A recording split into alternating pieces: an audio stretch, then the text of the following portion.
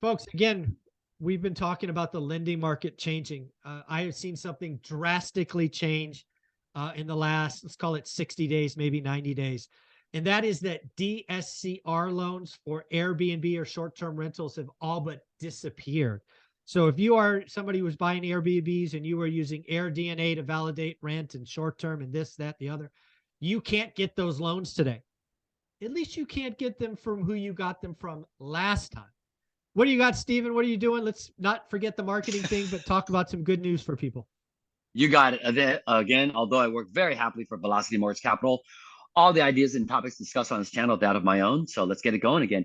As far as what we're doing, I mean, just our bread and butter, asset-based, no tax return, no peso, no W-2, no bank statement programs and such. And the best part, I think, because again, we sit pretty uniquely in our position, but no DSCR.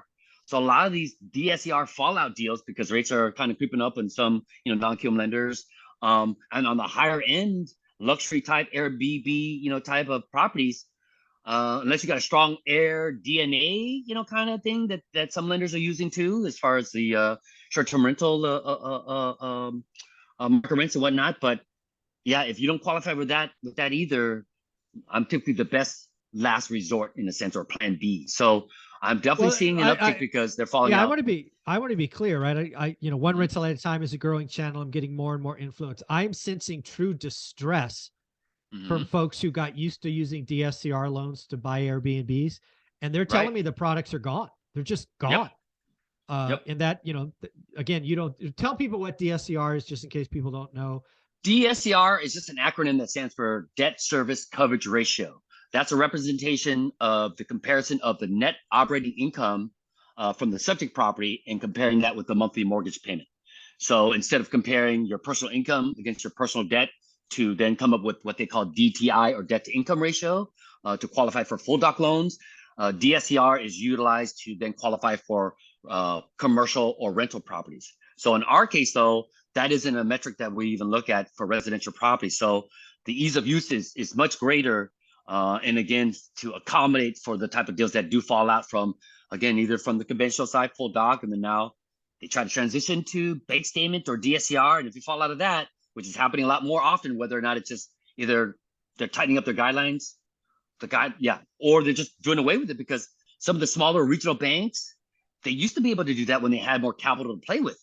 But with the massive withdrawal that took place about a month and a half ago, they talked about a couple $100 billion of withdrawals from these smaller regional banks. They don't got money to play with anymore. So either they did away with the product altogether, or they just tightened up the guidelines and just kind of like, subconsciously, or how we want to put it, we don't want these loans, but we're not telling you we're not doing them anymore, but we're going to make it so much harder that, it's like you're not going to want to send it to me anyway. So from that standpoint, that's 100% true. I'm seeing it firsthand.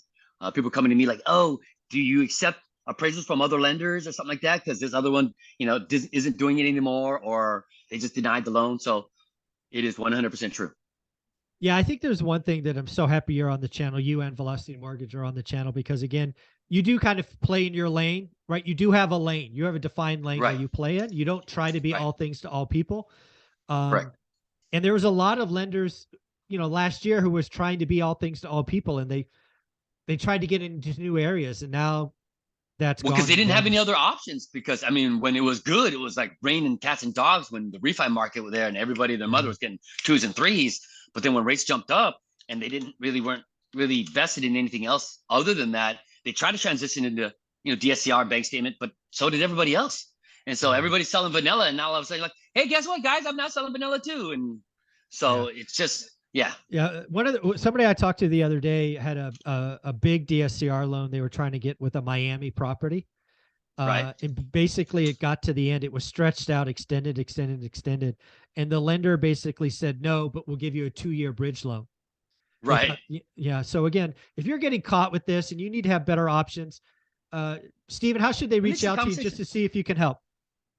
Again, email be the best, SDAO@velocitymortgage.com.